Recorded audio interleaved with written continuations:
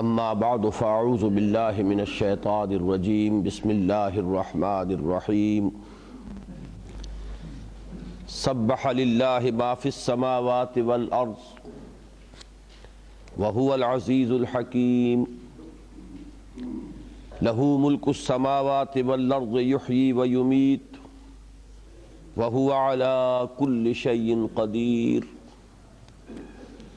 هو الأول والآخر والظاهر والباطن وهو بكل شيء عليم هو الذي خلق السماوات والأرض في 6 أيام ثم استوى على العرش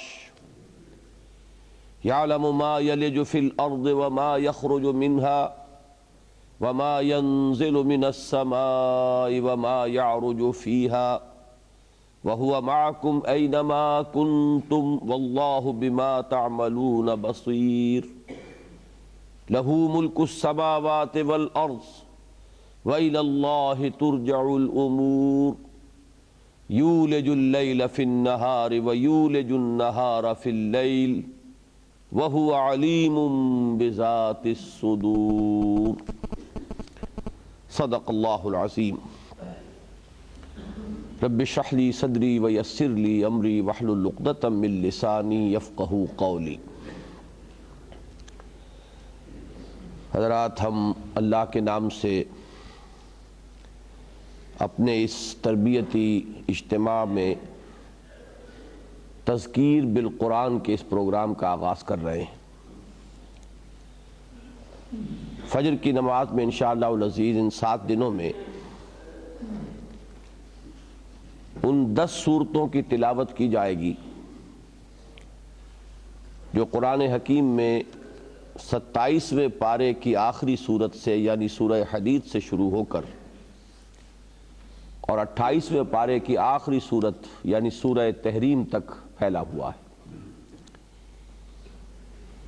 یہ سورتیں تمام کی تمام مدنی ہیں، مزید برآں سوائے ایک سورت کے کہ جو مدنی دور کے نصف اول میں نازل ہوئی ہے، سورۃ الحشر۔ باقی یہ تمام سورتیں مدنی دور کے بھی نصف آخر میں نازل ہوئی ہیں، یعنی سن 5 ہجری سے لے کر اور 10-11 ہجری تک، کیونکہ 11ویں سال میں نبی اکرم صلی اللہ علیہ وسلم کا انتقال ہوا ہے۔ ان سورتوں کے بارے میں چونکہ وقت کم ہے اور تمہید میں ہم زیادہ وقت نہیں لے سکتے، لیکن جو چیز کے ذہن نشین رہنی چاہیے وہ یہ ہے کہ ان میں اصل خطاب امت مسلمہ سے ہے۔ اس میں منافقین کا ذکر ضرور ہے اور بالواسطہ طور پر انہیں اپنی اصلاح پر آمادہ بھی کیا گیا ہے، لیکن ان سے بھی براہ راست خطاب نہیں ہے۔ اسی طریقے سے کفار سے کوئی گفتگو براہ راست اس میں نہیں ہے، اہل کتاب سے، یہود سے، نصارہ سے کوئی گفتگو براہ راست نہیں ہے، ذکر ہے ضمنی طور پر، گفتگو ہے کل کی کل امت محمد صلی اللہ علیہ وسلم سے، اور ان میں چونکہ منافقین بھی شامل ہیں لہٰذا اس اعتبار سے تو وہ بھی شامل ہو جاتے ہیں خطاب میں، لیکن اصلاً جو مخاطب ہیں وہ اہل ایمان میں سے ضعفاء، جن میں کچھ کمزوری کے آثار ظاہر ہو رہے تھے، یا تو یہ کہ ابتداءً ہی ان کے دلوں میں ایمان اتنا راسخ نہیں ہوا تھا جتنا کہ مطلوب ہے، مختلف اسباب سے ایمان تو لے آئے لیکن ایمان کے تقاضوں کو پورا کرنے سے ہچکچا رہے تھے، یا یہ کہ کچھ امتداد زمانہ کی وجہ سے، یہ بھی ایک واقعی اثر ہے کہ جو ہوتا ہے کہ جذبات میں انسان کے ایک وقت میں ابھار ہوتا ہے، لیکن یہ کہ کچھ وقت گزرنے کے بعد یہ ایک طبعی قانون کے طور پر کچھ جذبات سرد سے پڑنے شروع ہو جاتے ہیں، جس کے ضمن میں کہ حضرت ابوبکر صدیق رضی اللہ تعالیٰ عنہ کا ایک قول ملتا ہے کہ ان کے زمانے میں بھی جیسے حضور صلی اللہ علیہ وسلم کے زمانے میں نجران کے عیسائیوں کا وفد آیا تھا اور جب ان کے سامنے قرآن مجید کی تلاوت کی گئی تو ان میں سے بہت سے لوگ وہ تھے کہ جن کی آنکھوں سے آنسو بہہ نکلے۔ اسی طریقے سے حضرت ابوبکر صدیق رضی اللہ تعالی عنہ کے زمانہ خلافت میں بھی کوئی ایسا واقعہ پیش آیا، کچھ لوگ آئے، آیات قرآنیہ کی جب تلاوت کی گئی تو ان کے اوپر جو کیفیت طاری ہوئی اس کا ظہور ہوا ان آنسوؤں کی شکل میں کہ جو ان کی آنکھوں سے بہہ نکلے۔ تو حضرت ابوبکر صدیق رضی اللہ تعالی عنہ نے فرمایا کہ ہاکذا کنا حتی قست القلوب، یہی حال ہمارا بھی تھا یہاں تک کہ دل سخت ہو گئے۔ اب یہاں دل کی سختی سے مراد معاذ اللہ وہ نہیں ہے کہ جو یہود کی دل کی سختی تھی، لیکن جیسے حضرت عمر رضی اللہ تعالیٰ عنہ کو اپنے بارے میں نفاق کا اندیشہ کہ کہیں ہمارے دلوں میں نفاق تو نہیں آ گیا، اسی طرح حضرت ابوبکر صدیق رضی اللہ تعالیٰ عنہ سے بھی یہ قول منقول ہے کہ انہوں نے بھی اپنی قلب کی کیفیت کو تعبیر کیا قساوت قلبی سے۔ معاذ اللہ یہ سمجھ لیجئے کہ جیسے حضور کی بعض احادیث میں آتا ہے کہ انہ لیغان علی قلبی وانی لاستغفر اللہ 70 مرۃ فی کل یوم، کہ میرے دل پر بھی کبھی کبھی حجاب سا آ جاتا ہے اور میں روزانہ اللہ سے 70 مرتبہ استغفار کرتا ہوں۔ تو یہ اس قبیل کی چیز ہوگی، لیکن یہ کہ ایک حقیقت ہے جس حقیقت کی طرف متنبع کرنا مقصود ہے ان الفاظ کے ذریعے سے۔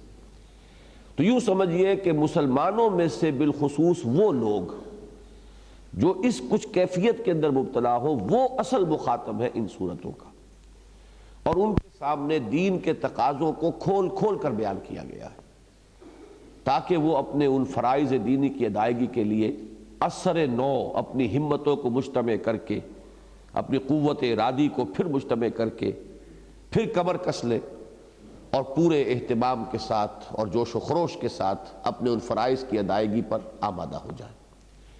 اس اعتبار سے ہم جو اس دور کے مسلمان ہیں وہ خاص طور پر مخاطب بنتے ہیں ان صورتوں کا، اور یہی سبب ہے اس کا کہ جو مطالعہ قرآن حکیم کا منتخب نصاب میں نے مرتب کیا تو اس میں یہ جو صورتیں ہیں تقریباً پوری کی پوری شامل ہیں۔ سورہ حدید بھی ہے، سورہ صف بھی ہے، سورہ جمعہ بھی ہے، سورہ منافقون بھی ہے، سورہ تغابن بھی ہے، سورہ تحریم بھی ہے۔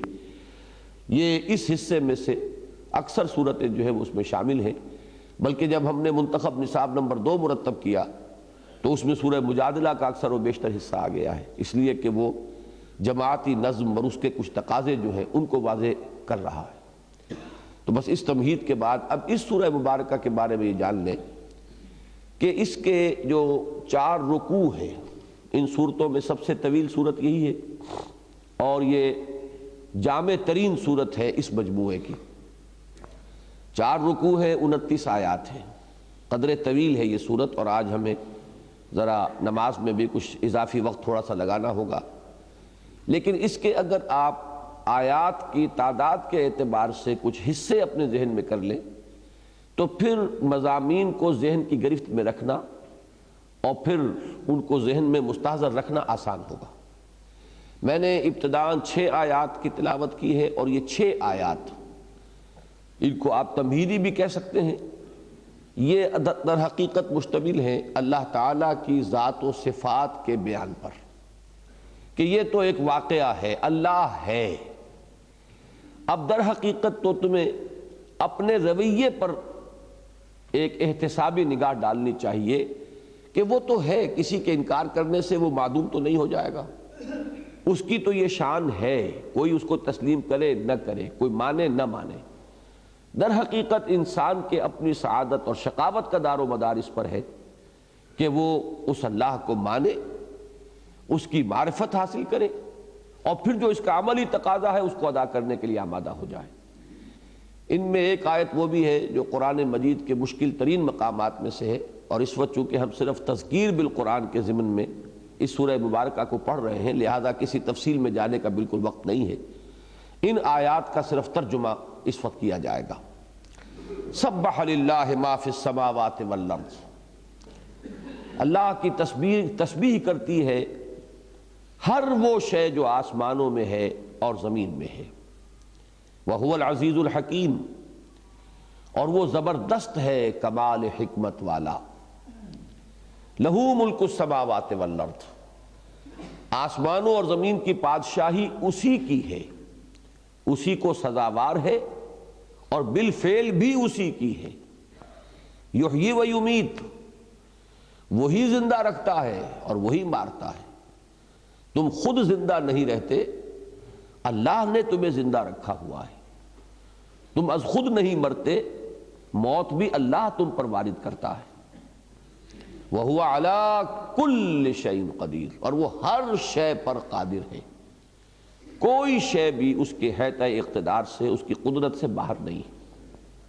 هُوَ الْأَوَّلُ وَالْآخِرُ وَالظَّاهِرُ وَالْبَاطِنُ، وہی ہے پہلا اور آخر پچھلا اور ظاہر بالکل نمایاں، اظہر من الشمس، اور باطن مخفی کہ جس کی کنہ تک کسی کی رسائی نہیں ہے، اس کی ذات کی کنہ تک کوئی پہنچ نہیں سکتا، اپنی صفات اور اس کے ظہور کے اعتبار سے اس سے زیادہ ظاہر کوئی نہیں، اور جو بھی کچھ سلسلہ وجود ہے اس کا نقطۂ آغاز بھی اسی کی ذات ہے اور اس کا اختتام بھی اسی کی ذات پر ہوگا۔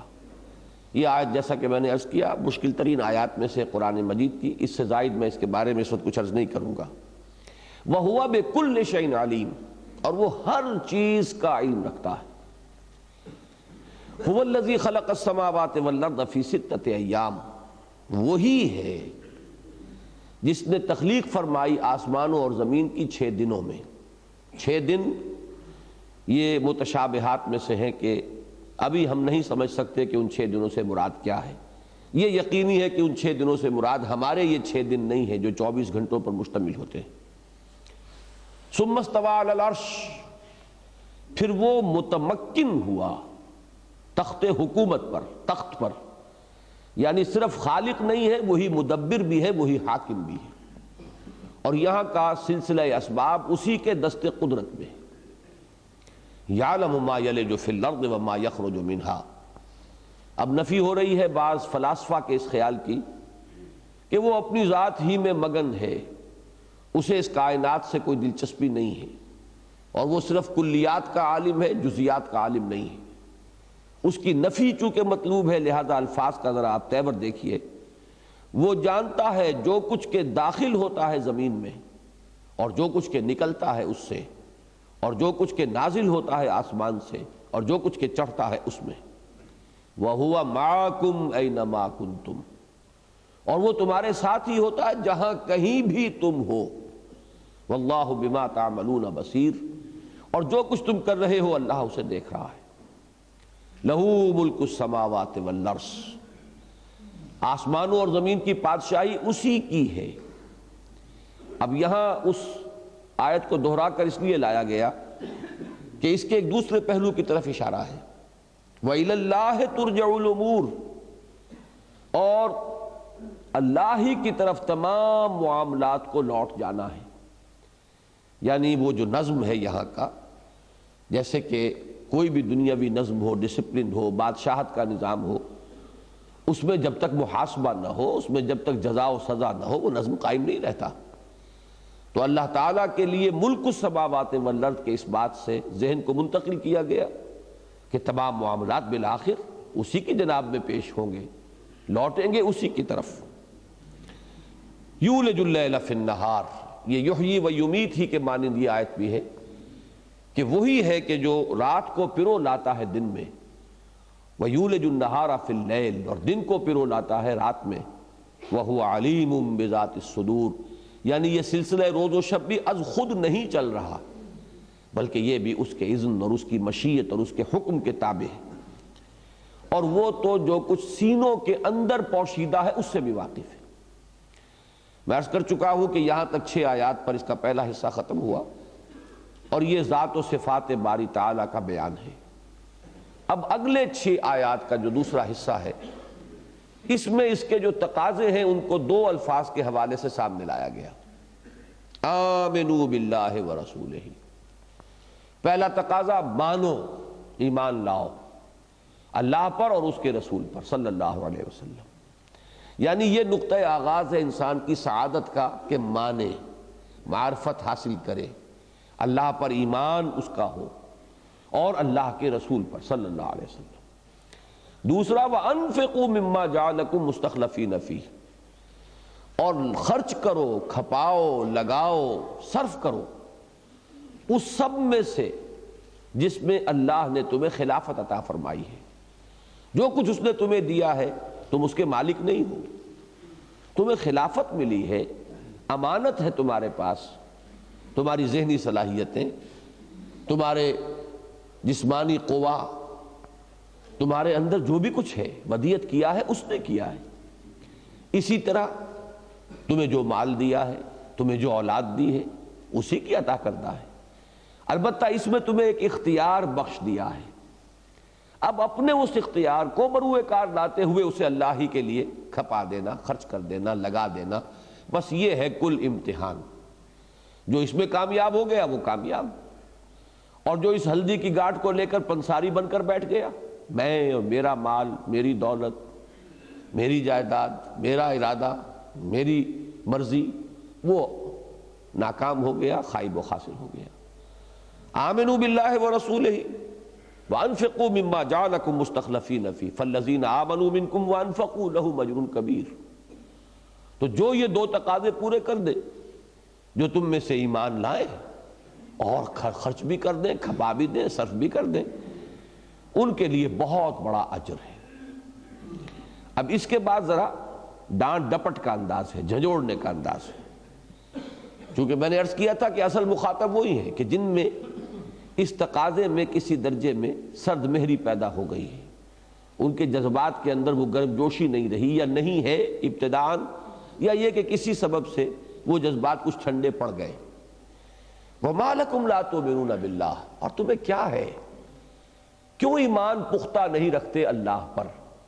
یہاں ترجمہ ایمان لانا نہیں کیا جائے گا، اس لیے کہ جب ہم نے معین کیا ان پوری صورتوں کے بحیثیت مجموعی جو ہے ان کے مزاج سے کہ مخاطب یہاں در حقیقت کفار نہیں ہے بلکہ مسلمان ہے، تو یہاں ایمان، کیوں ایمان نہیں رکھتے اللہ پر؟ وَالرَّسُولُ يَدْعُوكُمْ لِتُؤْمِنُوا بِرَبِّكُمْ، اور یہ گویا کہ ایک اتمام حجت کے درجے میں خاص طور پر اس وقت جو مسلمان موجود تھے حضور کے زمانے میں، ان کو جھنجھوڑا جا رہا ہے، دراحال ہے کہ رسول تمہیں بلا رہے ہیں کہ تم اپنے ایمان پر، تم اپنے رب پر ایمان پختہ رکھو، یعنی ابھی سے، جبکہ ابھی رسول تمہارے مابین موجود ہیں۔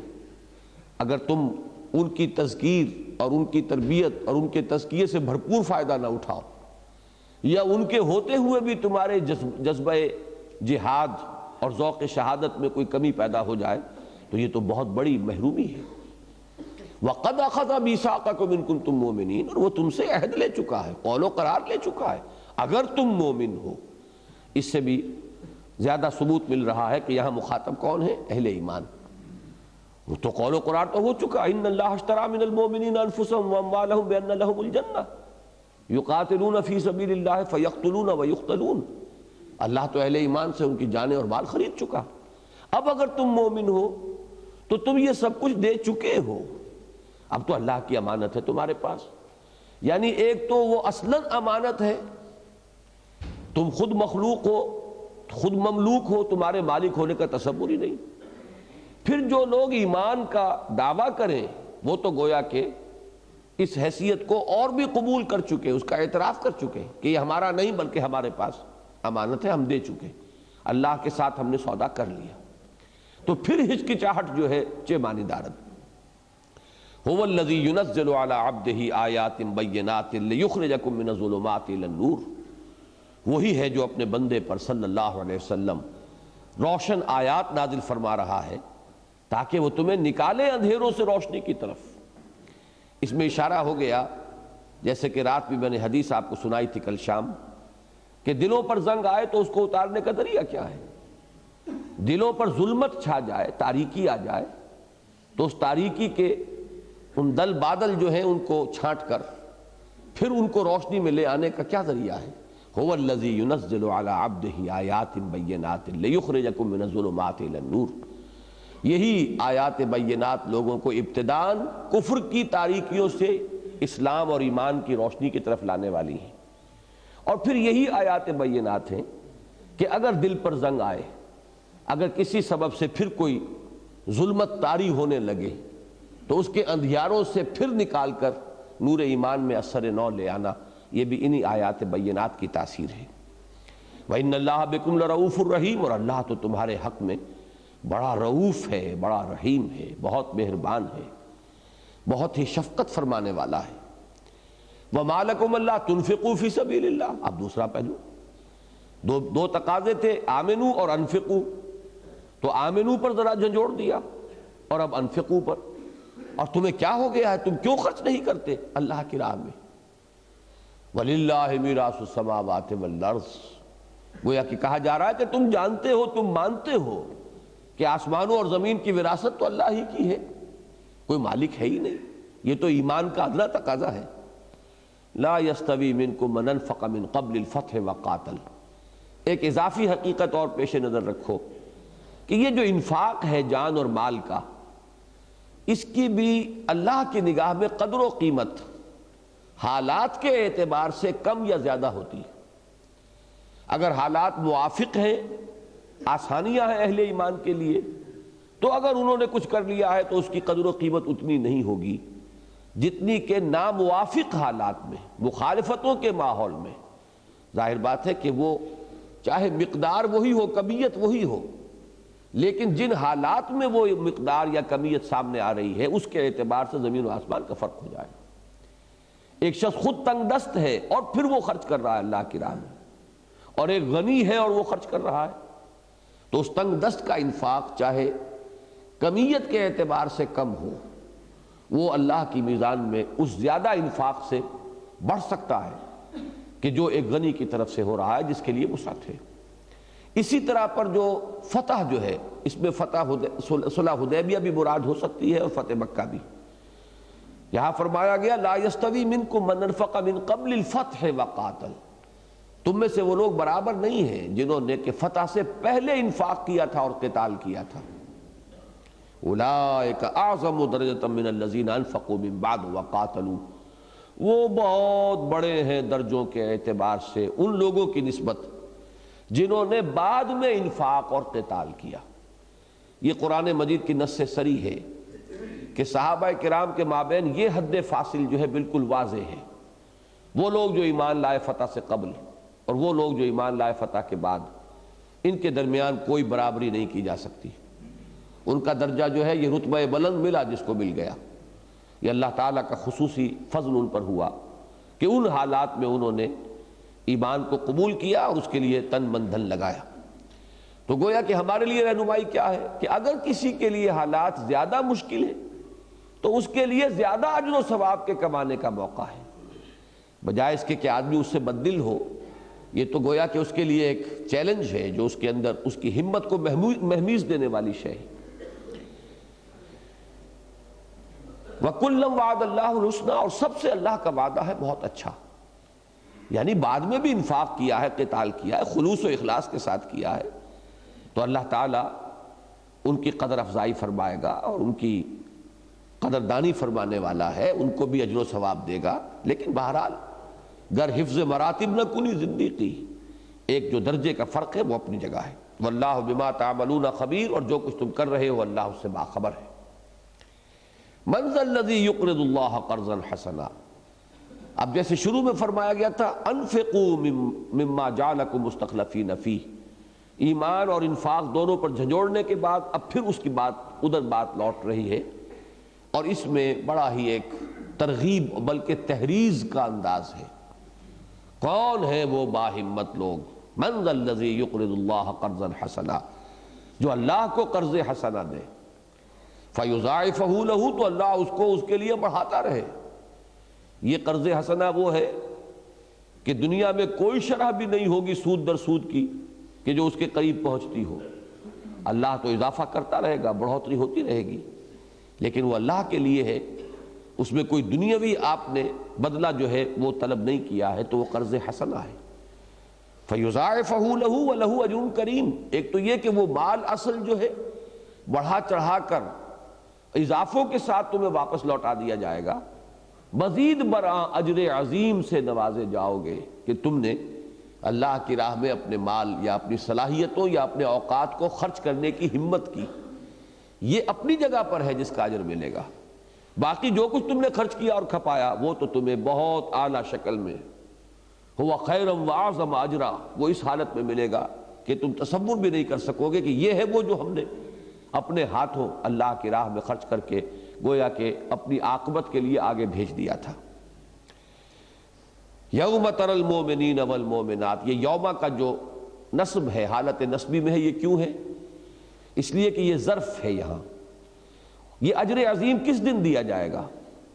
یوم تری المؤمنین والمؤمنات یسعی نورہم بین ایدیہم وبایمانہم، جس دن کہ تم دیکھو گے مومن مردوں اور عورتوں کو کہ ان کا نور ان کے داہنے اور ان کے آگے دوڑتا ہوا ہوگا. یہ آگے کا نور میرے نزدیک واللہ عالم یہ نور ایمان ہے جس کا محل اور مقام قلب ہے، اور داہنی طرف کا نور یہ اعمال صالحہ کا نور ہے. اس وقت بھی اگر اللہ تعالیٰ کسی کو یہ توفیق دیتا ہے تو ہر نیک عمل کی ایک نورانیت ہے جو اس کی شخصیت میں جذب ہو جاتی ہے، جو اس کی روح کو منور کر دیتی ہے. ایمان تو ہے ہی نور، اللہ نور السماوات والارض. تو یہ نور یہاں جو ہے چھپا ہوا ہے، ڈھکا ہوا ہے، پردوں میں ہے، مستور ہے. میدان حشر میں اس کا ظہور ہو جائے گا تو ہر صاحب ایمان کا نور اس کے سامنے کی طرف، اور اس کے اعمال صالحہ بالخصوص انفاق، اس کا نور اس کے داہنی جانب ہوگا، جس سے کہ وہ اس میدان حشر کی جو مشکل اور کٹھن منزلیں ہیں اس نور کی مدد سے وہ ان کو عبور کرتا چلا جائے گا. یسعی نورہم بین ایدیہم وبایمانہم بشراکم الیوم جنات تجری من تحتہا الانہار، اور ان سے کہا جائے گا آج تمہارے لیے بشارت ہے ان باغات کی جن کے دامن میں ندیاں بہتی ہیں. ذالک خالدین فیہا، اس میں تم ہمیشہ ہمیش رہو گے. ذالک هو الفوز العظیم، اور یہی ہے بہت بڑی کامیابی، اصل کامیابی. یہاں دوسرا حصہ ختم ہو گیا. اب تیسرا حصہ مختصر ہے اور وہ 3 آیات پر مشتمل ہے. اس میں جن لوگوں نے اس دنیا میں تن من دھن لگانے سے گریز کیا، بچایا، چھپا چھپا کر رکھا، سینت سینت کر رکھا، تو بچا بچا کے نہ رکھ اسے، تیرا آئینہ ہے وہ آئینہ کہ شکست ہو تو عزیز تر ہے نگاہ آئینہ ساز میں. اس کے برعکس اپنی توانائیاں، اپنی قوتیں بھی بچا بچا کر رکھیں، یا انہیں دنیا کے حصول کے لیے ہی صرف کیا، اپنا مال بھی سینت سینت کر رکھا، اسے اللہ کی راہ میں نہیں لگایا. اب ان لوگوں کا انجام بیان ہو رہا ہے. جو انفاق سے گریزاں رہیں گے ان پر نفاق مسلط ہو جائے گا. نفاق کی یہ حقیقت جو ہے صرف ایک حرف کے جو اس میں سے اگر کم یا بیش کر دیا جائے تو نفاق اور انفاق کے مابین اتنا قریبی تعلق ہے. انفاق کرو گے نفاق سے بچو گے، انفاق نہیں کرو گے نفاق مسلط ہو جائے گا. یوم یقول المنافقون والمنافقات للذین آمنوا، جس دن کے منافق مرد اور منافق عورتیں کہیں گے اہل ایمان سے انظرونا، ذرا ہمارا انتظار کرو، نقتبس من نورکم، ہم تمہارے نور سے استفادہ کر لیں، تمہاری روشنی کے سے ہم بھی فائدہ اٹھا لیں اور ہم بھی تمہارے ساتھ چلیں. جیسے کسی اندھیری شب میں اگر کسی پگڈنڈی پر سے گزرنا ہو تو جس کے پاس ٹارچ ہے لوگ اس کے قریب رہتے ہیں کہ اس کی اس روشنی سے کچھ نہ کچھ فائدہ ہم بھی اٹھا لیں. تو اہل ایمان جب کہ اپنے ایمان اور اعمال صالحہ کے نور کے حوالے سے اور اس کی مدد سے بڑھتے چلے جا رہے ہوں گے، وہ رکیں گے. ان کے اپنے پاس نور نہیں ہے، نہ ایمان حقیقی کا نور اور نہ اعمال صالحہ کا نور، نہ انفاق کا نور. تو وہ درخواست کریں گے ذرا رکو، کہاں بڑھے چلے جا رہے ہیں. انظرونا نقتبس من نورکم قیل ارجعوا وراءکم فالتمسوا نورا، کہا جائے گا. وہ اہل ایمان نہیں جواب دیں گے، ان کی شرافت اور مروت سے بعید ہے کہ وہ اس وقت اس طرح کا جملہ کہیں. کوئی کہنے والا کہے گا، کوئی ہاتف غیبی ہے جو ندا دے گا لوٹ جاؤ اپنے پیچھے کی طرف. اور یہاں گویا کہ محذوف ہے الفاظ اگر لوٹ سکتے ہو، انہونی بات ہے، اب لوٹنے کا کوئی سوال نہیں. لیکن یہ کہ اگر یہ نور چاہیے تو یہ تو دنیا سے حاصل کر کے اور کما کر لایا گیا ہے.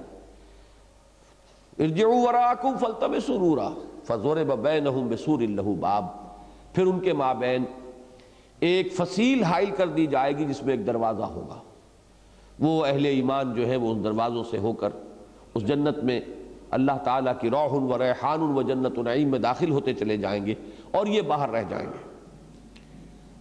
باطنہ فیہ الرحمہ، اس دروازے کے اندر کی جانب رحمت خداوندی کا نزول، وظاہرہ من قبلہ العذاب، اور اس فصیل کے باہر کی طرف یہ اللہ کا عذاب ہے کہ جس کا نزول شروع ہو جائے گا۔ ینادونہم ولم نکن معکم، اب وہ چیخ کر کہیں گے، پکار کر کہیں گے ان اہل ایمان سے جو آگے بڑھ گئے، کیا ہم تمہارے ساتھ نہ تھے؟ دنیا میں تو ہم گڑبڑ رہے، مومن صادق اور منافق دنیا میں تو دونوں مسلمان سمجھے گئے، تو ہم ساتھ ہی تھے، یہ آج کیا ہمارے مابین بعد المشرقین جو ہے وہ واقع ہو گیا؟ قالوا بلا، اب یہاں جو جواب ہے اس کی نسبت ان کی طرف ہے، وہ کہیں گے ہاں کیوں نہیں، یقیناً تم ہمارے ساتھ تھے، وَلَكِنَّكُمْ فَتَنْتُمْ أَنفُسَكُمْ، لیکن ذرا یاد کرو تم نے اپنے آپ کو خود اپنے ہاتھوں فتنوں کے اندر مبتلا کیا۔ یہ فتنے کون سے ہیں؟ انما اموالکم و اولادکم فتنہ، ایک فتنہ تو وہ ہے قرآن مجید کی روح سے جو عذاب کی شکل میں آتا ہے، یہاں وہ فتنہ ہے کہ جو اس دنیا میں مال و اسباب جس کے تم مالک بن کر بیٹھ گئے تھے، جس کو تم نے سمجھا تھا کہ تمہاری ملکیت ہے، وہ تو فتنہ تھا، تم نے اس میں اپنے آپ کو خود مبتلا کیا۔ مال و اولاد کے ساتھ جائز جتنی محبت شریعت کی روح سے ہے اس سے زائد محبت کرنا ہی اپنے آپ کو فتنوں میں مبتلا کرنا ہے۔ تم نے اپنے آپ کو اپنے ہاتھوں فتنے میں ڈالا، وَتَرَبَّصْتُمْ، پھر تم گو مگو کی کیفیت میں مبتلا ہو گئے۔ ظاہر بات ہے جب مال اور اولاد کی وہ محبت اور کشش اور اقارب اور اعزاء اور رشتہ داروں اور جائیدادوں کی محبت جو ہے دل میں ڈیرے ڈالے ہوئے ہو تو انسان کو چلنے نہیں دیتی، کہ چلنا چاہتا ہے پھر رک جاتا ہے۔ وہی بات کہ کعبہ میرے پیچھے ہے، کلیسا میرے آگے، ایمان مجھے روکے ہے تو کھینچے ہے مجھے کفر۔ یہاں اس کے برعکس کیفیت ہے، ایمان آمادہ کرتا ہے نکلو اللہ کی راہ میں، لگاؤ اللہ کی راہ میں، اور وہ مال کی محبت روکتی ہے مجھے کہ نہیں۔ یہ ہے در حقیقت وہ تربص، گو بگو۔ ورتبتم، تیسرا نتیجہ یہ نکلا کہ جو تھوڑی بہت پونجی تمہارے پاس تھی بھی ایمان کی اور یقین کی، اس میں شکوک و شبہات، جب باغ کی دیکھ بھال نہ ہو تو اس میں جھاڑ جھکاڑ خود بخود اٹھتا ہے۔ تو جب یہ ایمان کی دولت صرف نہیں ہو رہی، انفاق نہیں ہو رہا، حرکت نہیں پیدا ہو رہی، تو جمود سے جو خرابیاں پیدا ہوتی ہیں، ایمان میں جب حرکت نہیں ہوگی تو اس سے جمود پیدا ہوگا، اور جمود سے وہ شکوک و شبہات کے کانٹے، وہ جھاڑ جھکاڑ وہاں اگ آئے گا۔ وَغَرَّتْكُمُ الْأَمَانِي، اب اس کے بعد آدمی کے پاس ایک ہی سہارا رہ جاتا ہے، اللہ بڑا غفور ہے، بڑا رحیم ہے، ہم تو بہرحال امت مرحومہ میں ہیں، یہ امانی ہے، یہ تمنائیں ہیں، یہ وشفل تھنکنگ ہے، پھر آدمی اس کا سہارا لیتا ہے۔ حتیٰ جاء امر اللہ، یہاں تک کہ اللہ کا فیصلہ آن پہنچا۔ وغرکم باللہ الغرور، غرور، اور تمہیں اس دھوکے باز نے خوب دھوکہ دیا، شیطان تمہیں لوریاں دے دے کر ہی سلاتا رہا، وہ تمہیں تاخیر اور تعویق ہی کے اندر ڈالتا رہا، ابھی بڑی زندگی پڑی ہے، تم نبٹ لینا، ہو جانا، وَتَكُونُ مِن بَعْدِهِ قَوْمًا صَالِحِينَ، جیسے کہ حضرت یوسف کے بھائیوں نے جب فیصلہ کیا تھا کہ انہیں یا تو قتل کر دیا جائے یا کہیں نکال دیا جائے، پھینک دیا جائے باہر، تو ساتھ ہی اپنے دل کو یہ ڈھارس دی تھی کہ یہ کڑوی گولی تو ذرا نگل ہی جاؤ، پھر نیک بن جانا، پھر ساری تلافی کر لینا اپنی حرکت کی۔ تو شیطان اسی طریقے سے تمہیں چکمہ دیتا رہا، تمہیں سلائے رکھا، خواب سے بیدار ہوتا ہے ذرا محکوم اگر، پھر سلا دیتی ہے اس کو حکمراں کی ساحری۔ فَالْيَوْمَ لَا يُؤْخَذُ مِنْكُمْ فِدْيَةٌ وَلَا مِنَ الَّذِينَ كَفَرُوا، تو آج نہ تم سے کوئی فدیہ قبول کیا جائے گا اور نہ ان سے جنہوں نے کفر کیا تھا۔ دنیا میں تم اہل ایمان کے ساتھ تھے، یہاں تمہارا انجام جو ہے اب کافروں کے ساتھ ہوگا۔ مَأْوَاكُمُ النَّارُ، تم سب کا ٹھکانہ آگ ہے، وَبِئْسَ الْمَصِيرُ، اور وہ بہت ہی برا ٹھکانہ ہے۔ اذان کے لیے اب وقفہ ہم کر لیتے ہیں۔ اعوذ باللہ من الشیطان الرجیم، بسم اللہ الرحمن الرحیم۔ ہم نے اب تک 15 آیتوں کا ترجمہ پڑھ لیا اور اس میں 3 حصے مکمل ہو گئے۔ پہلی 6 آیات ذات و صفات باری تعالیٰ کے بیان پر مشتمل۔ اس کے بعد 6 آیات، اس میں 2 تقاضے، ایمان اور انفاق، دونوں کے لیے ترغیب انتہائی مؤثر اور بلیغ پیرائے میں، اور دونوں سے گریز پر جھنجھوڑنے کے انداز میں، ملامت کے انداز میں، زجر کے انداز میں متوجہ کرنا۔ اس کے بعد 3 آیات میں انفاق سے گریز، اور انفاق سے مراد صرف مال کا خرچ کرنا نہیں ہے، جان کا کھپانا، یہ دونوں چیزیں انٹر کنورٹیبل ہیں، اس لیے کہ انسان جان کھپاتا ہے تو پیسہ بناتا ہے، اور پیسے کے ذریعے سے وہ دوسروں کی صلاحیتیں جو ہیں ان سے استفادہ کر سکتا ہے۔ تو یہ 2 علیحدہ کموڈیٹیز ہیں ہی نہیں۔ وقت کو خرچ کرتا ہے انسان تو پیسہ بناتا ہے، پیسہ خرچ کر کے دوسروں کا وقت جو ہے وہ حاصل کر سکتا ہے، انہیں امپلائے کر سکتا ہے۔ اب اس کے بعد جو 14 آیات رہ گئیں ان کو بھی 4، 6 اور پھر 4 آیات کے 3 حصوں کے حوالے سے ذہن میں مستحضر کیجئے۔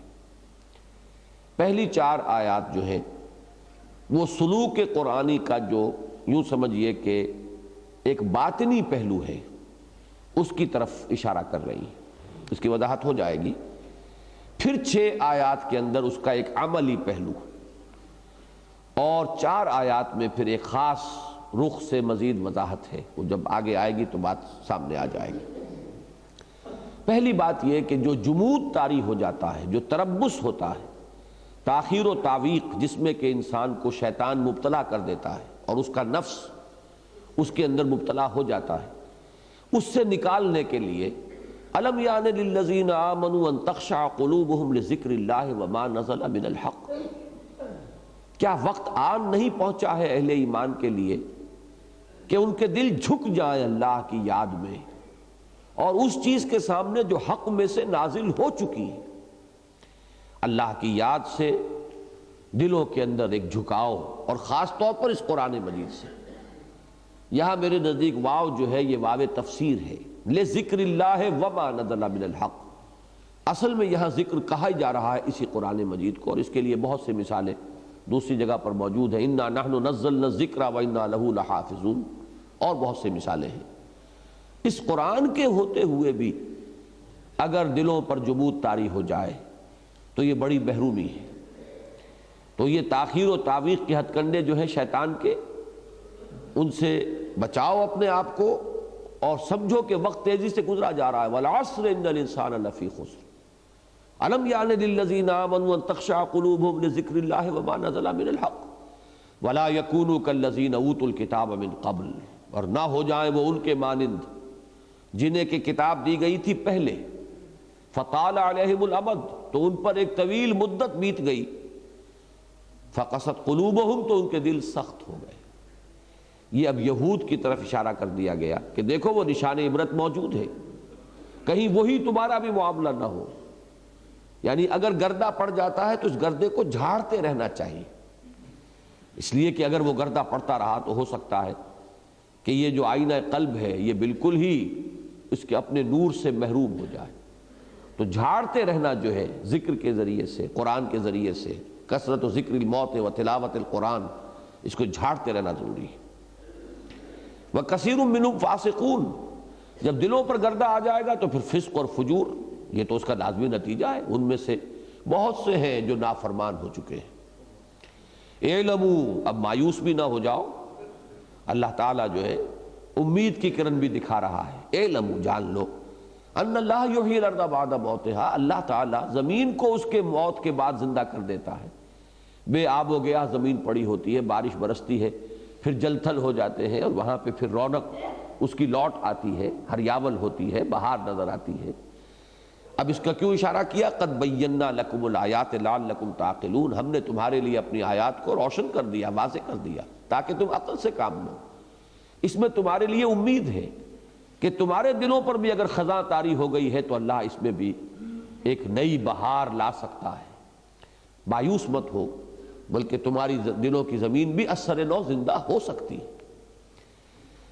البتہ اس کو زندہ کرنے کے لیے کچھ محنت تمہیں بھی کرنی ہوگی، اللہ ہی کو کرنی ہو تو پھر اجر و ثواب کاہے کا؟ اللہ تو ابو جہل کی دل کی زمین کے اندر بھی ایمان کی کھیتی لہلا سکتا ہے۔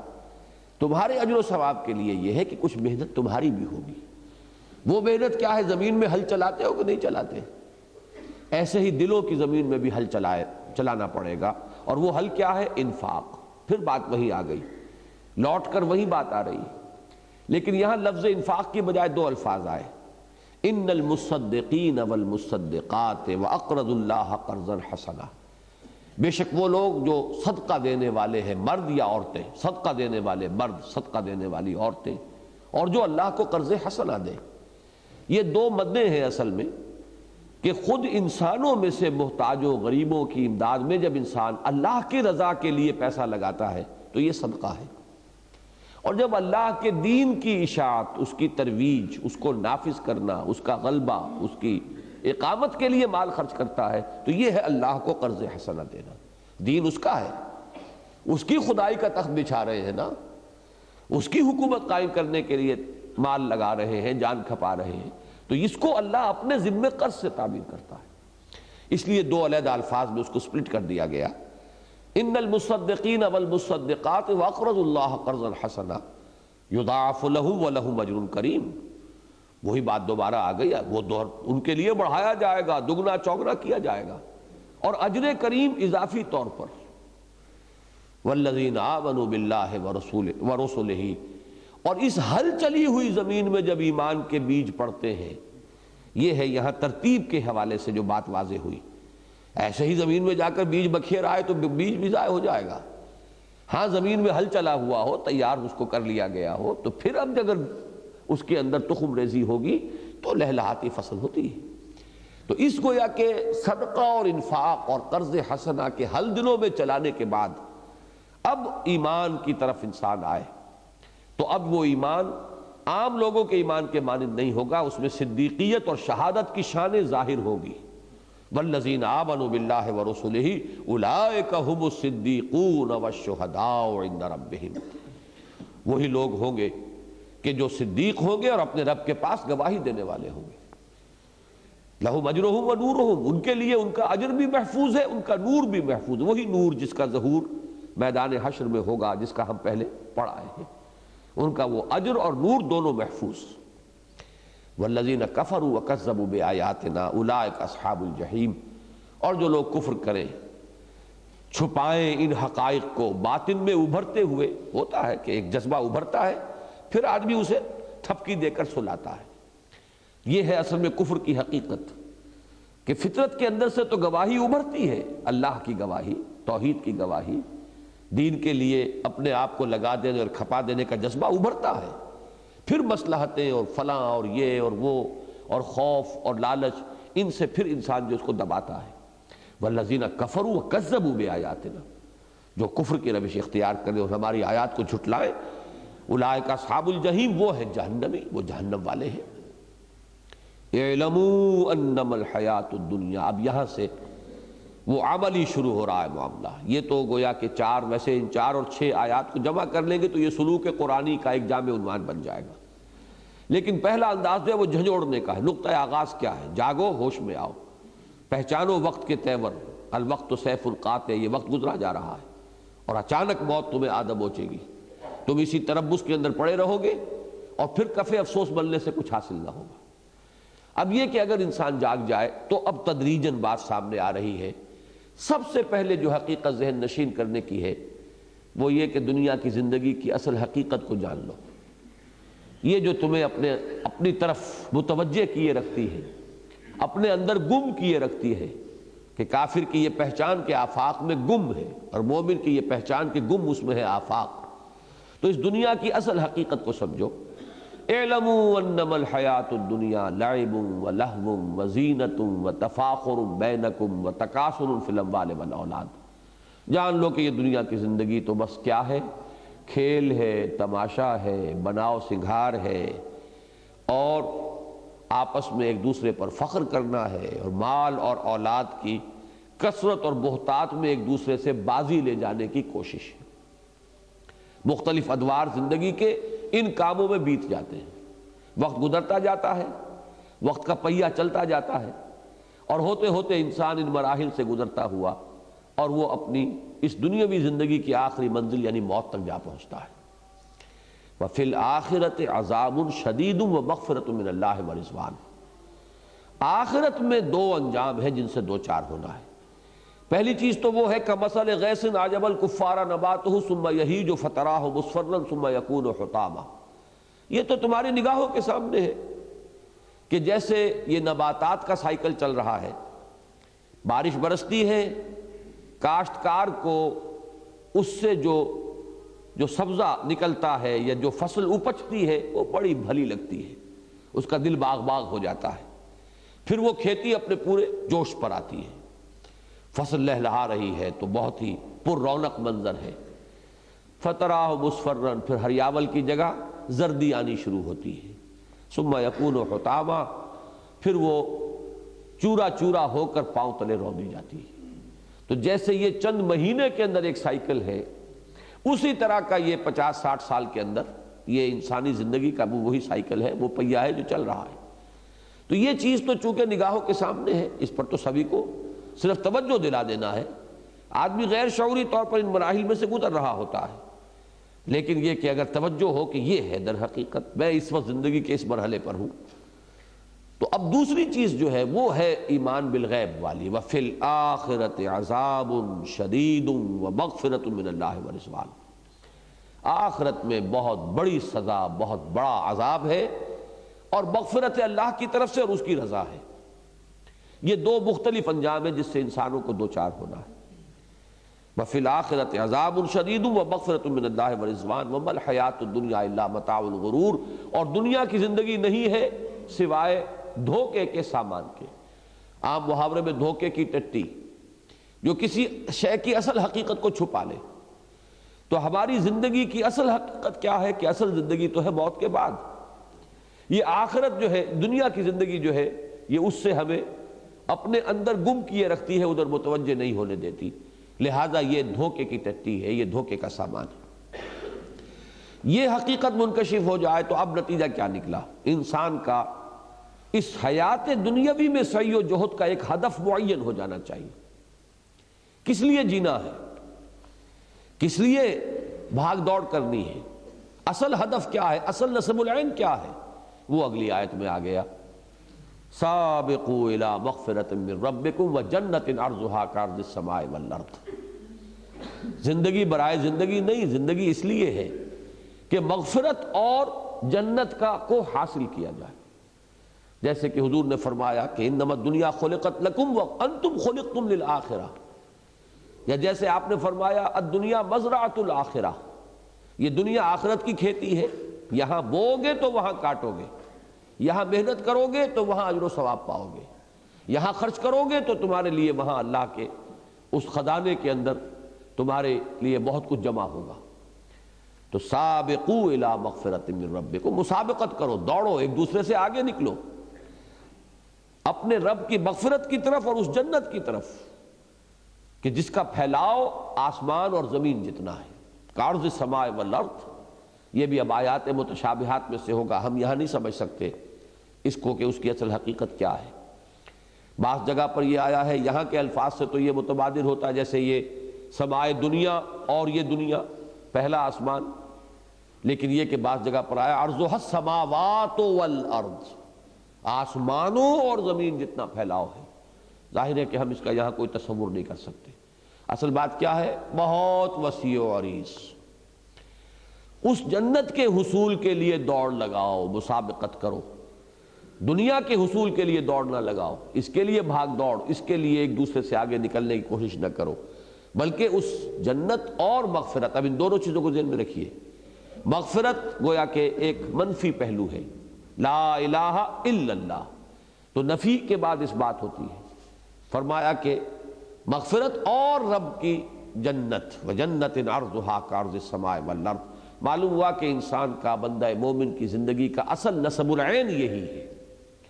باقی تو بھاگ دوڑ فرائض دینی کی ادائیگی کے اندر وہ کرتا ہے، لیکن مطلوب و مقصود جو ہے اس کا وہ صرف آخرت ہے۔ اس کے بھی دو پہلو ہیں، مغفرت اور جنت۔ ذالک فضل اللہ یؤتیہ من یشاء واللہ ذو الفضل العظیم، اور یہ اللہ کا فضل ہے، وہ دیتا ہے جس کو چاہتا ہے، اور اللہ بہت بڑے فضل والا ہے۔ اشارہ ہو گیا کہ جب تک اللہ تعالیٰ کا فضل شامل حال نہ ہو اس جنت تک رسائی نہیں ہو سکے گی۔ وہ مشہور حدیث ہے کہ حضور نے فرمایا کہ جب تک کہ اللہ تعالیٰ کی رحمت سہارا نہ دے کوئی انسان جنت میں داخل نہیں ہو سکے گا۔ اس سے انسان میں تواضع پیدا ہوتی ہے، بڑے سے بڑا کام کر کے بھی انسان یہ نہ سمجھے کہ اب میں جنت کا مستحق ہو چکا ہوں اپنے ان افعال و اعمال کی بنیاد پر، بلکہ ہر وقت نگاہ جو ہے اللہ کے عفو اور کرم پر رہے۔ تیسرا نتیجہ، اس دنیا میں آنے والے مصائب کے بارے میں کیا نقطہ نظر ہو جانا چاہیے۔ تکلیف آئی، مصیبت آئی، فقر ہے، فاقہ ہے، بیماری ہے، یا کوئی بڑے پیمانے پر کوئی حادثے ہو گئے ہیں، اس کے بارے میں نقطہ نظر کیا ہوگا۔ ما اصاب من مصیبت فی الارض ولا فی انفسکم الا فی کتاب من قبل ان نبرأہا، نہیں پڑتی تم پر کوئی پڑنے والی کوئی مصیبت، نہ زمین میں نہ تمہاری جانوں میں، الا فی کتاب من قبل ان نبرأہا، مگر یہ کہ وہ ایک کتاب میں درج ہے، طے شدہ ہے۔ کتاب سے مراد یہاں علم خداوندی، اس سے پہلے کہ ہم اسے ظاہر کریں، صرف ظاہر ہونا ہے۔ جیسے میں نے کل عرض کیا تھا نبوت کے بارے میں، نبوت تو پیدائشی ہے نبی کی، اس کا ظہور ہوتا ہے۔ اسی طرح واقعات و حوادث جو ہے وہ تو پہلے سے اللہ کے علم میں موجود ہیں، صرف ان کا ایک ظہور ہوتا ہے معین وقت پر۔ تو من قبل ان نبرأہا، اس سے پہلے کہ ہم اسے ظاہر کریں وہ ایک کتاب میں موجود ہے۔ ان ذالک علی اللہ یسیر، یہ اللہ پر بہت آسان ہے۔ لِكَيْ لَا تَأْسَوْا عَلَىٰ مَا فَاتَكُمْ، تاکہ تم افسوس نہ کیا کرو اس چیز پر جو تم سے جاتی رہے۔ کہیں مال کا نقصان ہو گیا، کوئی جانی نقصان ہو گیا، کوئی عزیز فوت ہو گیا، کوئی موقع ہاتھ سے نکل گیا، اب بیٹھے ہوئے ہیں اسی غم میں اور اندوہ میں اور رنج میں اور حزن میں۔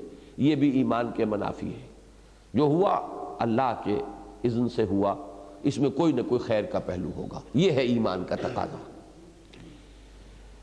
وَلَا تَفْرَحُوا بِمَا آتَاكُمْ، جو کچھ اللہ دے دے اس پر اترایا نہ کرو، اس لیے کہ جو کچھ اللہ دے رہا ہے وہ آزمائش کے لیے ہے، اس کا حساب لیا جائے گا۔ اگر تو کسی کو کوئی دے دے کہ ٹھیک ہے یہ تمہارا ہے، تمہارا کوئی حساب کتاب نہیں، تو پھر تو آپ اترائیں، لیکن اگر دیا گیا ہو کہ اس کا پائی پائی کا حساب لوں گا، تو پھر تو آدمی کے لیے جتنا زیادہ وہ ہوگا اتنا ہی زیادہ بوجھ اس پر پڑ گیا۔ وہ ایک رسپانسبلٹی ہے، وہ در حقیقت وہ کریڈٹ نہیں ہے، ڈیبٹ ہے انسان کے کھاتے میں، کہ اس کو اکاؤنٹ فور کرنا پڑے گا ہر چیز کو کہ جو اسے دی گئی۔ تو وَلَا تَفْرَحُوا بِمَا آتَاكُمْ وَاللَّهُ لَا يُحِبُّ كُلَّ مُخْتَالٍ فَخُورٍ، اور اللہ تعالیٰ کو بالکل پسند نہیں ہے وہ کہ جو شیخی خورے ہوتے ہیں اور اکڑتے ہیں، اس لیے کہ جس شخص کو مال سے محبت ہوگی اس کو سیت کر رکھے گا اور اس پر پھر وہ فخر کرے گا۔ جو مال کو خرچ کرے گا اور سمجھے گا کہ در حقیقت یہ دے دینا ہی جو ہے اس میرے لیے کامیابی کا ذریعہ بنے گا، اس کے اندر اس فخر اور غرور کا کوئی سوال پیدا نہیں ہوگا۔ الذین یبخلون، وہ لوگ جو خود بھی بخل سے کام لیتے ہیں، وَيَأْمُرُونَ النَّاسَ بِالْبُخْلِ، اور دوسرے لوگوں کو بھی بخل ہی کے مشورے دیتے ہیں کہ میاں ہوش کے ناخن لو، کچھ آگے کی فکر رکھو، یہ کیا تم نے دونوں ہاتھ اپنے کھولے ہوئے ہیں، کسی چیز کی تم آئندہ کے بارے میں کوئی فکر نہیں کر رہے۔ تو یہ مشورے بھی بڑے ناصحانہ انداز میں وہ دے گا جو خود بھی اس بخل کی کیفیت میں مبتلا ہے۔ وَمَن يَتَوَلَّ فَإِنَّ اللَّهَ هُوَ الْغَنِيُّ الْحَمِيدُ، اور جو پیٹھ موڑ لے، یہ سب کچھ بیان ہو چکا، ساری حقیقتیں واضح کی جا چکی، پھر جو اعراض کرے گا تو وہ جان لے کہ اللہ تعالیٰ تو غنی اور حمید ہے، وہ تمہارے پیسے کا محتاج نہیں ہے، یہ تو تمہاری آزمائش کے لیے تھا، تمہارے امتحان کا ایک ذریعہ تھا۔ اب یہ جو اس سلوک قرآنی کی آخری منزل آ رہی ہے، لَقَدْ أَرْسَلْنَا رُسُلَنَا بِالْبَيِّنَاتِ، یہ انفاق کس کے لیے درکار ہے، یہ قرض حسنہ کس چیز کے لیے چاہیے، یہ جان کاہے کے لیے کھپانی ہے، یعنی اس دنیا میں تمہاری جد و جہد کا مقصود و مطلوب کیا ہوگا۔ اصل نصب العین تو ہے آخرت، جنت اور مغفرت، لیکن اس دنیا میں تمہاری جد و جہد اور سعی کا ہدف کیا ہے، یہ ہے جو اس آیت سے معین ہوا۔ ہم نے بھیجا اپنے رسولوں کو واضح نشانیوں کے ساتھ، وَأَنزَلْنَا مَعَهُمُ الْكِتَابَ وَالْمِيزَانَ، ان کے ساتھ ہم نے کتاب بھی اتاری، میزان بھی اتاری، لِيَقُومَ النَّاسُ بِالْقِسْطِ، تاکہ لوگ اس عدل و انصاف پر قائم ہوں، کاربند ہوں، وہ میزان عدل و قسط نافذ کی جائے، اس کو نصب کیا جائے۔ وَأَنزَلْنَا الْحَدِيدَ فِيهِ بَأْسٌ شَدِيدٌ، اور ہم نے لوہا بھی اتارا ہے جس میں قوت ہے بہت شدید، اور قوت سے مراد قوت جنگ، اسلحہ کی صلاحیت، اس لیے کہ باس کا لفظ جب بھی آئے گا تو وہ جنگ کے معنی میں ہوتا ہے، جب جمع ہو جائے باسا تو وہ فقر اور فاقہ اور غریبی، غربت، یہ معنی اس کے ہیں، لیکن جب واحد کی شکل میں آئے گا جنگ، باس شدید ومنافع للناس، لوگوں کے لیے کچھ اور منفعتیں، کچھ اور فائدے بھی ہیں۔ وَلِيَعْلَمَ اللَّهُ مَن يَنصُرُهُ وَرُسُلَهُ بِالْغَيْبِ، اور تاکہ اللہ دیکھ لے کون ہیں اس کے وہ بندے جو مدد کرتے ہیں اس کی اور اس کے رسولوں کی غیب میں ہونے کے باوجود، یعنی غیب کا پردہ ہمارے اور پروردگار کے مابین حائل ہے، لیکن اللہ سے محبت انسان کر رہا ہو، اس کو بن دیکھے، اللہ کے لیے اپنا تن من دھن نثار کر رہا ہو بغیر اس کے کہ اس نے اسے دیکھا ہو، یہ وہ چیز ہے کہ غیب میں رہتے ہوئے جنت کے حصول کے لیے سب کچھ لگا دیا، درحالے کہ جنت اس نے دیکھی نہیں، جہنم سے بچنے کے لیے ایڑی چوٹی کا زور لگا رہا ہے، درحالے کہ جہنم اس نے دیکھی نہیں۔ یہ ہے ایمان بالغیب والا معاملہ، غیب میں ہوتے ہوئے بھی انہوں نے اپنا سب کچھ لگا دیا اللہ کی راہ میں اور کھپا دیا، یہ ہے وہ لوگ کہ جو اجر و ثواب کے مستحق ہو گئے۔ ان اللہ قوی عزیز، یہ جان لو اللہ خود قوی ہے، خود عزیز ہے، خود زبردست ہے، وہ محتاج نہیں ہے، لیکن تمہاری آزمائش اسی میں ہے، تمہارا امتحان در حقیقت اس میں ہے کہ آیا تم اپنے اختیار سے یہ ساری منزلیں طے کر لیتے ہو یا نہیں۔ وَلَقَدْ أَرْسَلْنَا نُوحًا وَإِبْرَاہِيمَ، اب چونکہ اس سورہ مبارکہ میں بہت زوردار انداز میں دنیا پرستی کی نفی ہو گئی، طالب دنیا بننے کی جو قباحتیں ہیں وہ واضح ہو گئی، اب اس کا ایک انتہائی رد عمل جو ہو سکتا ہے وہ ترک دنیا ہے، رہبانیت ہے، اس سے بھی روکا گیا۔ دنیا سے قطع تعلق نہیں مطلوب، دنیا میں رہو، اللہ کے بندے بن کر رہو، اور اس دنیا کو اللہ کے دین کے رخ پر ڈھالو، نہ یہ کہ اس سے منقطع ہو کر اپنے آپ کو کہیں گوشوں میں، کونوں میں، کہیں غاروں میں، کہیں جنگلوں میں، کہیں پہاڑوں میں لے جا کر جو ہے وہ صرف یاد الہی کے اندر اپنے آپ کو مصروف کر لو۔ یہ جو ایک دوسرا انتہائی رد عمل ہے اس کا سدباب کیا جا رہا ہے۔ اور ہم نے بھیجا تھا نوح کو اور ابراہیم کو، وَجَعَلْنَا فِي ذُرِّيَّتِهِمَا النُّبُوَّةَ وَالْكِتَابَ، اور ان دونوں کی نسل ہی میں ہم نے رکھ دی، ان کی اولاد میں نبوت بھی اور کتاب بھی، حضرت نوح کے بعد ان کی اولاد اور حضرت ابراہیم کے بعد انہی کی اولاد میں نبوت و کتاب کا نزول جو ہے وہ رہا ہے۔ فَمِنْهُمْ مُهْتَدٍ، منہم سے مراد کون ہے؟ ذریت، ان کی نسل میں ایسے لوگ بھی پیدا ہوئے جو ہدایت یافتہ تھے، وَكَثِيرٌ مِّنْهُمْ فَاسِقُونَ، ان میں بہت سے وہ بھی ہیں کہ جو فسق و فجور کے راستے پر چل نکلے۔ ثُمَّ قَفَّيْنَا عَلَىٰ آثَارِهِمْ بِرُسُلِنَا، پھر انہی کے نقش قدم پر ہم نے ان میں سے جو نیکوکار تھے اور صالحین تھے انہی کے راستے پر ہم اٹھاتے رہے اپنے رسولوں کو پے بپے۔ وَقَفَّيْنَا بِعِيسَى ابْنِ مَرْيَمَ وَآتَيْنَاهُ الْإِنجِيلَ، اور پھر بالآخر سلسلہ بنی اسرائیل کے آخری رسول حضرت عیسیٰ کو ہم نے اٹھایا انہی کے نقش قدم پر، اسی راستے پر، اور ہم نے انہیں انجیل عطا فرمائی۔ وَجَعَلْنَا فِي قُلُوبِ الَّذِينَ اتَّبَعُوهُ رَأْفَةً وَرَحْمَةً، اور جن لوگوں نے ان کی پیروی کی ان کے دلوں میں ہم نے رافت اور رحمت پیدا کر دی، دلوں میں نرمی، تواضع، خشیت، اللہ کا خوف، رہب سے رہبانیت بنا ہے۔ تو یہاں پہ فَإِيَّايَ فَارْهَبُونَ جیسے کہ سورہ بقرہ کے 5ویں رکوع میں آیا ہے، تو انتہائی ان کے دلوں میں خشیت خداوندی جو ہے وہ تھی۔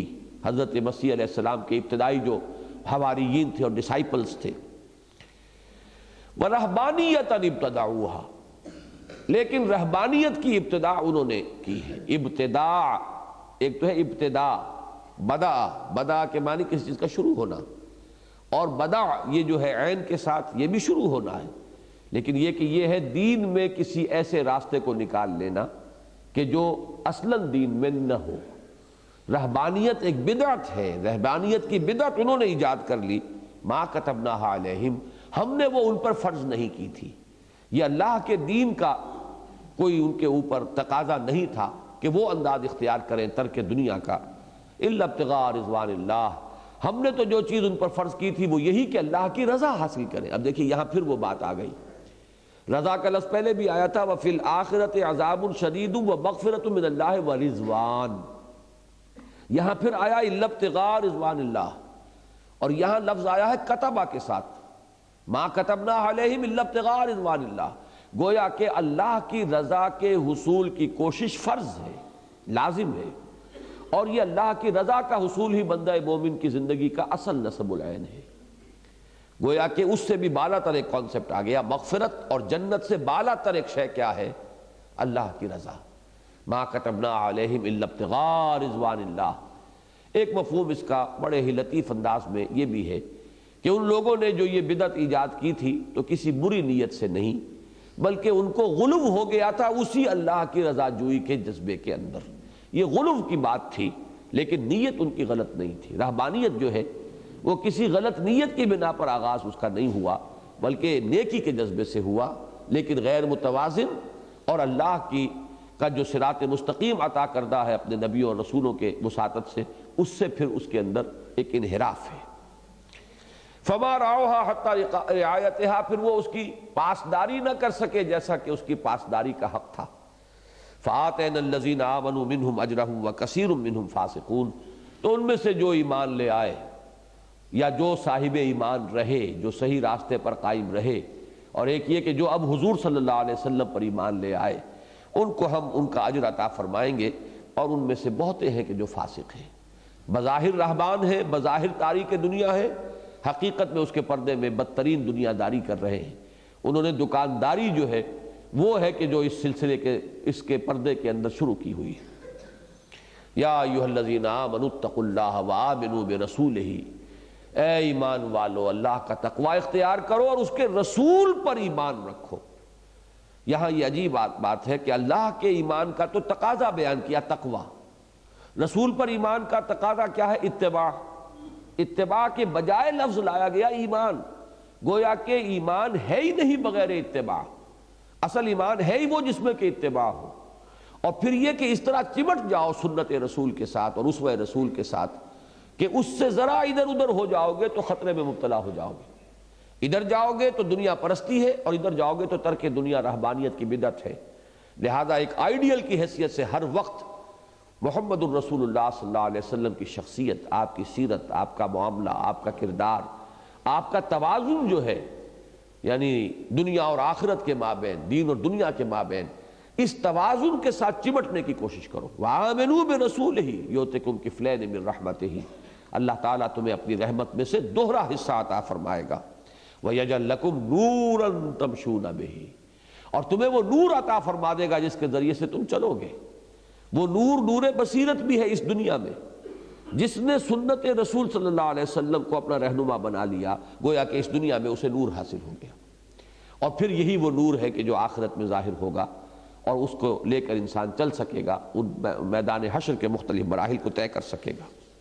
وَيَغْفِرْ لَكُمْ، اور کوئی خطا ہو گئی تو اللہ تعالیٰ معاف بھی فرما دے گا۔ وَاللَّهُ غَفُورٌ رَحِيمٌ، اور اللہ غفور ہے اور رحیم ہے۔ لِأَلَّا يَعْلَمَ أَهْلُ الْكِتَابِ، تاکہ نہ سمجھے اہل کتاب، نہ جانے اہل کتاب، اللہ يقدرون علی شیء من فضل اللہ، کہ انہیں کوئی اب ان کی دسترس نہیں رہی ہے اللہ کے فضل کی طرف۔ وَأَنَّ الْفَضْلَ بِيَدِ اللَّهِ، فضل جو ہے وہ کل اللہ ہی کے ہاتھ میں ہے۔ یوتی ہے من یشاء، وہ دیتا ہے جس کو چاہتا ہے۔ واللہ ذو الفضل العظیم، اور اللہ بڑے فضل والا ہے۔ یہ آیت مشکلات میں سے ہے، اس کی مختلف تعبیرات ہیں، لیکن یہاں میں جو تعبیر آپ کے سامنے رکھ رہا ہوں وہ یہ ہے کہ اہل کتاب کو ایک امید کی کرن دکھائی جا رہی ہے۔ مایوس نہ ہو جاؤ، آؤ، جیسے کہ سورہ بنی اسرائیل میں ہے، عَسَىٰ رَبُّكُمْ أَن يَرْحَمَكُمْ وَإِنْ عُدْتُمْ عُدْنَا، اگر اللہ تعالیٰ کی رحمت تو اب بھی تمہیں اپنے دامن میں لینے کے لیے تیار ہے، لیکن تم وہی روش اختیار کرو گے تو ہم پھر وہی کچھ کریں گے جو پہلے ہوا ہے۔ وہ کیا ہے؟ إِنَّ هَٰذَا الْقُرْآنَ يَهْدِي لِلَّتِي هِيَ أَقْوَمُ، قرآن کا یہ سایہ موجود ہے، آؤ اس کے سائے تلے، یہ نور ہدایت موجود ہے، اس سے اپنے باطن کو منور کرو اور اس کی روشنی کے اندر اپنی زندگی کا کیا جو راستہ ہے، سفر حیات، اس کو طے کرو۔ اسی طرح یہاں بھی فرمایا گیا کہ اگرچہ تم سے وہ فضل تو لے لیا گیا، وہ فضیلت جو بنی اسرائیل کے پاس رہی تاحال وہ اب سلب ہو گئی، وہ فضیلت تو محمد الرسول اللہ صلی اللہ علیہ وسلم اور امت محمد کو عطا کر دی گئی، لیکن یہ نہ سمجھو کہ تم اس سے بالکل محروم کر دیے گئے، بلکہ یہ کہ اب بھی راستہ کھلا ہے، آؤ ان کے دامن میں، آؤ محمد الرسول اللہ صلی اللہ علیہ وسلم کی نبوت اور رسالت کے دامن میں اور قرآن مجید کی روشنی میں۔ تو یہ نہ سمجھو کہ تم محروم قطعی ہو گئے ہو، بلکہ ان الفضل بید اللہ یؤتیہ من یشاء واللہ ذو الفضل العظیم، اللہ تعالیٰ